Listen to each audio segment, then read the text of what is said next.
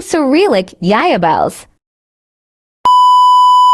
Hello mga kabutsyong, so ngayon nga ay feeding time nga ni Aya Bells. Time check nga ay 7:35 na ng umaga. Diyan nga ay sinusubuan ko na siya. Kaninang umaga nga ay pagkagising niya nga lang ay tinalian ko nga yung buhok niya. Para nga ay mukhang babae siya sa vlog namin for today. Kasi nga ay pag wala siyang tali sa buhok ay mukha nga siyang lalaki. Pinupunas-punasan ko nga dyan yung mukha niya kasi sobrang likot nga ng butsyong na to. Tuwing sinusubuan nga ay parang kitikiti nga siya. Kaya need talaga lang backup na towel na ipangpupunas sa mukha niya. Tingnan niyo naman yung titig ng batutang yan na para bang magsusuldita na naman siya. Every morning ko nga pinakakain si Aya Bells ng Cyrillic niya. Sa awa ng Diyos ay bumigat-bigat nga yung timbang niya. Tingnan nyo naman, butsyong lusog yan, purya buyag nga lang po. O, at isang subo nga na naman siya dyan. Ay, yung mukha mo Aya Bells habang sinusubuan. Hirapan talaga sa batang to habang sinusubuan siya. Kaya nga pati ilong ay parang kumakain na nga din. Pero ganyan nga lang yung mga bata. Yan nga lang natin mga mommies and daddies mahabang pasensya. E pagka nga ay lumaki nga sila, ay kusa na nga sila kakain mag-isa. Kaya nga ay ngayon ay sulitin nga natin habang sinusubuan pa nga natin sila. Sa sobrang bilis nga ng panahon ay di ko nga namalayan na 7 months na pala si Aya Bells. Dati-dati ay nasa newborn stage pa kami. Time truly flies talaga. Story time nga tayo nung pinanganak ko si Aya Bells. November 12 ngayon at bandang hapon nga ay nagli-labor na nga ako sa kanya. Di pa naman gaanong masakit yung tiyan ko kaya nga ay hinayaan ko muna. Mga bandang alas 9 na nga ng gabi ay mas umaaray na nga yung sakit. Kaya nga mga bandang alas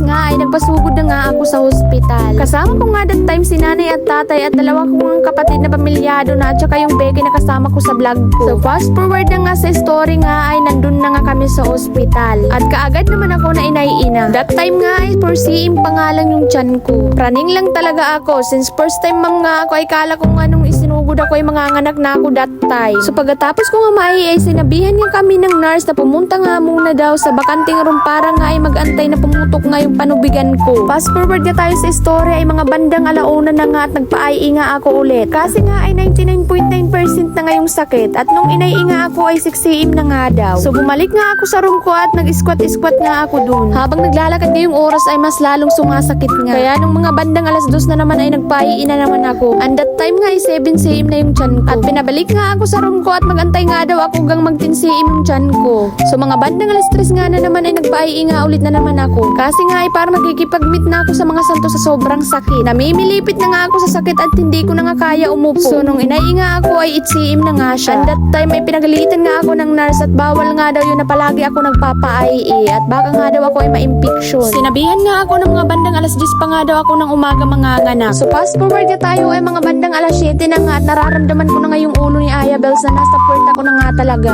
So dyan nga ay tinawag ko nga yung nurse at sinabi ko nga na nandito na at lalabas na talaga. So dali-dali ako nila pinunta sa room kung saan ako manganganak at yun, nanganak na ako. Time check nung inanak ko si Aya Bells 7:25 ng umaga. So ayun lang yung story time natin for today. Balik na tayo sa pagpapakain kay Aya Bells. So dyan nga ay si Lola niya na ngayon magpapakain sa kanya. Wala na nga sa mood kumain si Butchong dyan kaya dito na nga nagtatapos yung video. Salamat sa panonood. Thank you for watching. See you in Aya's next vlog.